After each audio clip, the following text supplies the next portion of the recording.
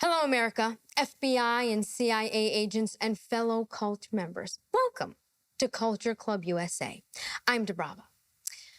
Yesterday, I was minding my business, scrolling through X, taking in my daily dose of societal de-evolution, when I came across a video that made me stop in my tracks and question the current state of our civilization, humanity, and the future of our existence as a species. You see, actions trigger reactions, and those reactions can trigger a chain of events that can shape the course of our future in ways we may not always anticipate or control.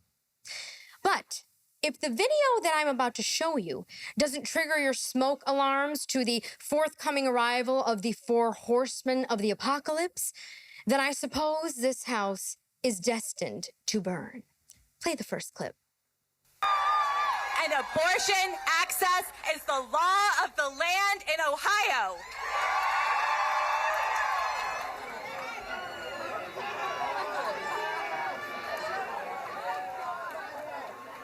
This campaign came together last year because we lost access, because there was a dangerous abortion ban in Ohio. Patients and families were being harmed and lives were put at risk. There was no choice. We had to win. We had to end the ban. Well, that was a group of Ohio abortion activists celebrating a ballot triumph that consecrated abortion rights in that state's constitution. Now, you may think you know where I'm going with this, but bear with me. This is going to get interesting. In an AP article dated November 7th, 2023, Julie Carr Smith writes, and I quote, Ohio voters approved a constitutional amendment on Tuesday that ensures access to abortion and other forms of reproductive health care, the latest victory for abortion rights supporters since the U.S. Supreme Court overturned Roe v. Wade last year. Ohio became the 7th state where voters decided to protect abortion access after the landmark ruling, and was the only state to consider a statewide abortion rights question this year. The future is bright, and tonight we can celebrate this win for bodily autonomy and reproductive rights. Now, okay, there's one key phrase here that I wanted to focus on. Tonight, we can celebrate this win for bodily autonomy and reproductive rights. I'll say it again. Tonight, we can celebrate this win for bodily autonomy and reproductive rights. So, in a nutshell, these women are celebrating freedom and control over their own bodies, individual choice, and rights. Okay, bodily autonomy. I looked up the term on Google and got some definitions. The first result was from the Rady Children's Hospital, and it says, and I quote, body autonomy is the right for a person to govern what happens to their body without external influence or coercion. Let me read it again. Body autonomy is the right for a person to govern what happens to their body without external influence or coercion. Okay, fair enough. I then found an excerpt on bodily autonomy from a 2022 speech by Dr. Natalia Kanem, the executive director of the United Nations Population Fund, where she says, and I quote, bodily autonomy means my body is for me, my body is my own. It's about power, it's about agency, it's about choice, and it's about dignity. Bodily autonomy is the foundation for gender equality, and above all, it's a fundamental right. Now, what I wanted to focus on here, and I quote, is bodily autonomy is the foundation for gender equality, and above all, it's a fundamental right. Okay, got it. So moving forward in this specific case, The women of Ohio have secured the right via their constitution to have complete and absolute autonomy over their bodies, including within the instance of terminating a life. Well, because it's their body, right? Okay, got it. Now, look, I'm not here to stump for pro-life measures, that I do personally agree with, by the way, or weave anti-pro-choice, adjective-riddled soliloquies to make a case for or against this particular measure. What I am dissecting is the standing of bodily autonomy as a human right and as the foundation of gender equality. When Roe versus Wade was overturned and sent back down to the states, it gave the people in those states the right to choose. And they have. And these measures weren't just supported by women. As you can see, many men spoke in support of this issue, and not just at the ballot, but physically at these rallies. Now, what if I told you that, in my humble opinion, this might have opened Pandora's box for a host of issues that this country isn't prepared to tackle? Now, remember what I said earlier. Actions trigger reactions, and those reactions can trigger a chain of events that can shape the course of our future in ways we may not always anticipate or control. Play the next clip.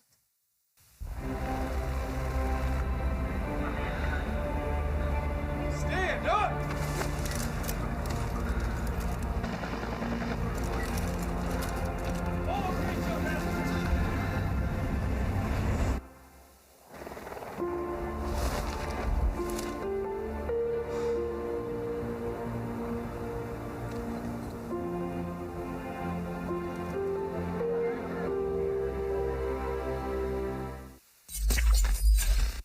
Now, that was the Army's latest and greatest advertising campaign, targeting young military-aged men. And in my opinion, it's a well-done commercial. It really is. I mean, I'm pretty sure that years ago, this ad would have run across multiple television platform stations, when that was a thing, and it would have gotten positive responses from its targeted audience. Young, healthy, military-aged men. But that was then, and this is now. Check out some of the comments from the new target audience. Make sure you also disobey the inevitable draft when it comes. Brothers, no more wars for Israel. And by the way, that has 424 likes. The next one. I wish all the LGBTQYZ++ all the luck in the future battlefield. They will need it. That has 907 likes. I don't know about you, but as a person living in what has become an increasingly deeply fractured nation that's literally a hairpin trigger away from another world war, this is an alarming prospect. And this sample size of comments aren't an outlier. I could have read comments from this video for the next 30 minutes, and the consensus overwhelmingly skews with negative sentiment for joining the Army. Now, a large number of the comments identified themselves as white males, and I would assume at least a decent portion of them are military age. And if you would have paid attention, you would see that the ad was deliberately marketed to white males. Now, this is a far cry from the more diverse and inclusive ad campaigns the Army's been running the last few years, which is another reason many of the commenters are disillusioned. Play the next clip, please. Although I had a fairly typical childhood, took ballet, played violin, I also marched for equality. I like to think I've been defending freedom from an early age. Eventually standing at the altar to marry my other mom. I needed my own adventures, my own challenge. And after meeting with an Army recruiter, I found it. A way to prove my inner strength and maybe shatter some stereotypes along the way. Now, no disrespect is intended towards the soldier that the ad was based on, but What does her journey, her march for equality, or her lesbian mothers have to do with the Army? This ad was part of a series of Army ads that have been released by this administration based on individuality, diversity, inclusion, and breaking stereotypes. And that would be great if this were an advertisement for some liberal arts college in New Hampshire somewhere. But this is the United States Army. I mean, these are not the type of ads that give you comfort when you're on the precipice of war with China, Russia, and Iran. Okay? I see what the guys in the comments section are talking about. And while the Army has changed its tune in the face of escalating global conflicts and low recruiting numbers, the damage was clearly done. Play the next clip. In 2022, the U.S. Army had its most difficult recruiting year since it ended the draft in 1973. Other branches are struggling too, leaving the Army, Navy, and Air Force roughly 30,000 recruits short of their goals. In the fight to win recruits, the U.S. Army fell short this year, something leaders like Army Secretary Christine Wormuth have warned about for months. I would say we're about 12 to 15,000 recruits short this year. According to new figures, the Army missed its target by 25%. The all-volunteer military has reached crisis levels of low recruitment, while at the same time, the American public's perception of the armed forces is increasingly divided. A recent Gallup poll found confidence in the U.S. military is at its lowest level in over 2 decades. Only 60% of people told Gallup they had confidence in the U.S. military. Look, no matter what these post-hippie boomers that are still running the country think, the military will always and forever run on the testosterone of brave young men, running on the fuel of toxic masculinity. But when you get a room full of unproductive political lifers, college professors, and DEI activists, this is what you get. Unserious results brought on by an unserious leadership class. Play the next clip. Some members of Congress have questioned the Pentagon's priorities and whether they are hurting recruiting. We got time to embrace critical race theory at West Point, to embrace socialism at the National Defense University, to do mandatory pronoun training. The Biden administration is trying to destroy our military by force-feeding it wokeism. Another friction point, the mandatory COVID vaccine. Pentagon leaders insist it's necessary to maintain readiness, but the Army alone has discharged nearly 1,800 soldiers for refusing the vaccine. If we went to war today, say China decides to go into Taiwan, how confident are you that we have the personnel that we need, plus personnel sort of in the pipeline in place? Well, one can't have very much confidence in the current circumstances. According to the Wall Street Journal, more and more veterans are urging family members against enlisting. That does not bode well for an Army where nearly 80% of all new recruits have a family member who served. But all of this gave cause for me to dig deeper, to examine if what these men were saying was the tip of the precipice of the nation's next great fundamental challenge. Women that don't want to have babies and men that don't want to go to war.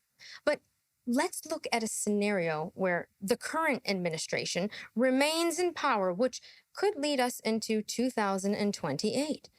I mean, can anyone seriously make an honest prediction that we won't be in at least one major conflict, if not a full-on world war? I mean, what will happen with our military readiness and ability to protect ourselves domestically and abroad if our military is depleted? Well, we all know the answer to that.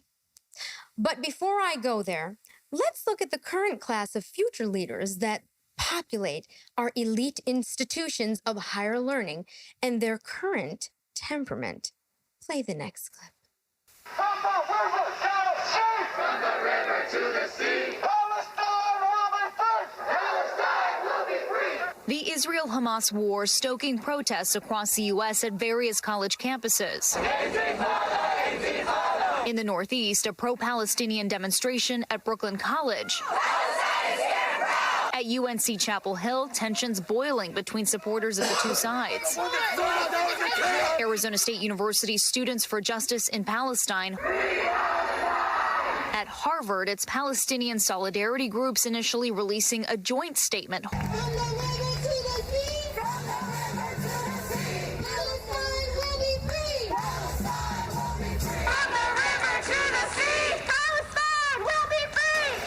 Congresswoman, do you regret using the phrase "from the river to the sea"? It's used by terrorists to call for the genocide of the Jewish people. Do you regret using it? The White House says that phrase can be anti-Semitic. Are you anti-Semitic, Congresswoman? Are you anti-Semitic, Congresswoman Tlaib?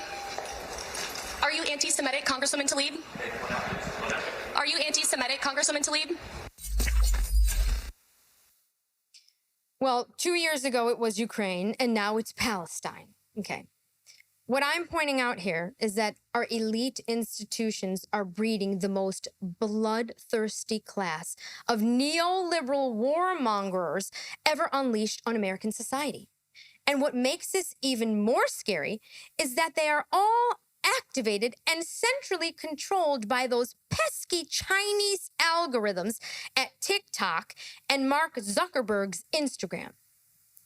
So when you think about any possible conflict, nuclear or otherwise, that could arise in the near future, you can bet your iPhone that these people will vote, support, and willingly send Americans to die in order to please the algorithm. And how do I know this?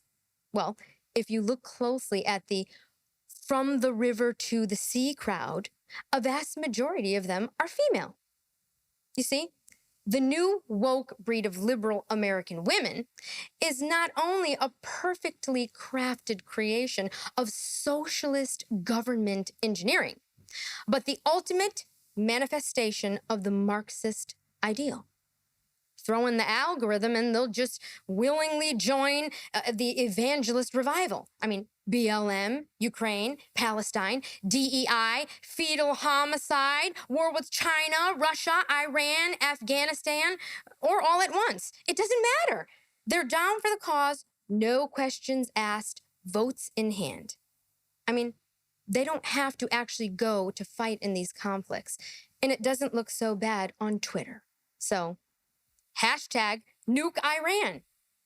But herein lies the coming dilemma that is currently playing itself out in empty recruiting centers, increasingly deserted military bases, warships, and air hangars. The faceless toxic males that you despise no longer want to fight these wars for your neoliberal and neocon hive brains. So how is this going to end, you say? Well, the draft, stupid. We can always have a draft. Hashtag draft. Everybody on TikTok. Hashtag draft. From the river to the sea. Hashtag draft. Well, it isn't the 1930s, the 1940s, 50s, 60s, or 70s. The toxic males that stormed Omaha Beach in Normandy, the Tet Offensive in Vietnam, or the fall of Fallujah in Iraq aren't interested in dying in your algorithmic wars. Why, might you ask? Well, these racist, toxic colonizers who repeat slogans like America first, make America great again. You know, the extremists, the insurrectionists, the people you scream at and despise.